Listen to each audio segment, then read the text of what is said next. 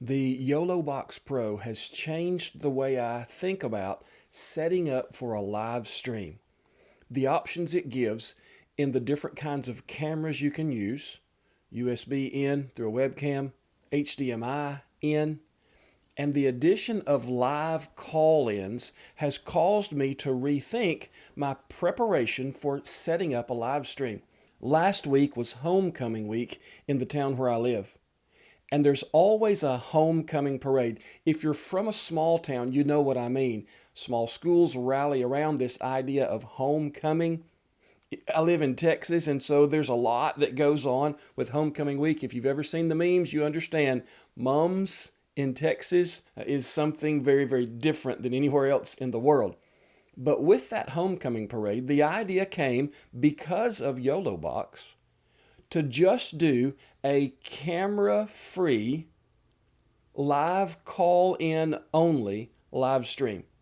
And here's what it looked like.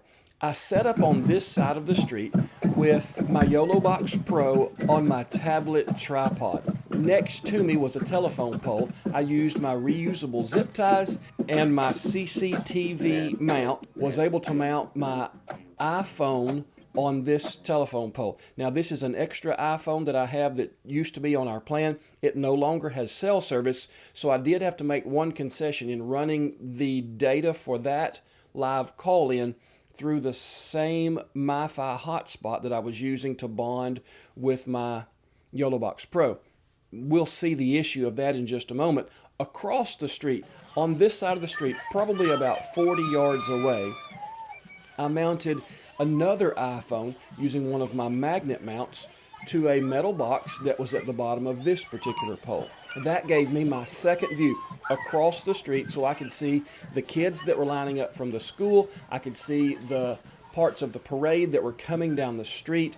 And so as the band marches through, as the fire trucks come through, you can see how these two views give me my setup for a live stream with just live call-ins. Now, a couple of things to notice about the live call-in feature and how the YoloBox Pro handles it or processes the data. It looks to me like, and I'm no expert on this, but it looks to me as though the YoloBox is going to prioritize resolution over frame rate.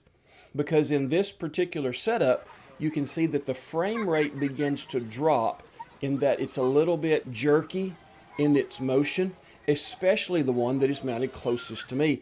And I think that's because I'm sharing data from that MiFi hotspot. If I had two phones that were just using cellular, like the one across the street and down the way, I think I would have had a much smoother stream. And I'll tell you why in a minute, why I think that, because I actually did another test with it later that day. The phone that was using its cellular connection across the way is a much smoother stream as we look at the folks coming down the street. Now, changing between the two is something that leaves a little bit to be desired.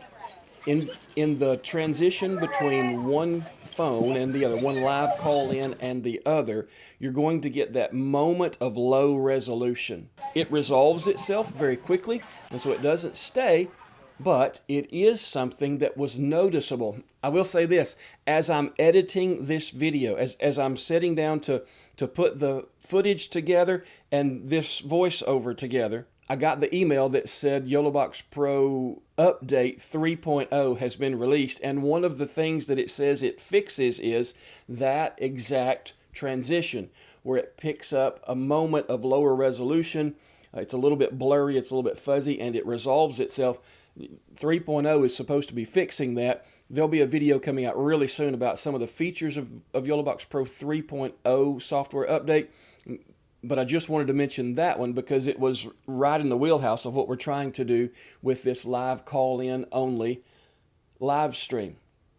So then as I went through the day and I looked at that footage, of course there's a football game that night, and I'm going to be using my YoloBox to attach one of my Mevo cameras, to attach a Sony Handycam so I can punch in closer to the field, but I wanted to try this live call-in feature as well. I had mentioned the live call-in feature to one of the other guys that works the press box with me, and he was fired up about it. He said, man, use my phone, take yours, let's go put them on the goal post and let's do an end zone cam. When the kids are about to score on either end of the field, we'll be able to have right there behind them a great picture of what we can get. And so this shot is what you're seeing out of that end zone cam. I was able to take and use my magnet mount and mount just above the padding that's at the bottom of the goal post. Of course, the goal post is metal that the magnet can attach to, no problem. And so I was able to get a really good shot of this play coming into the end zone.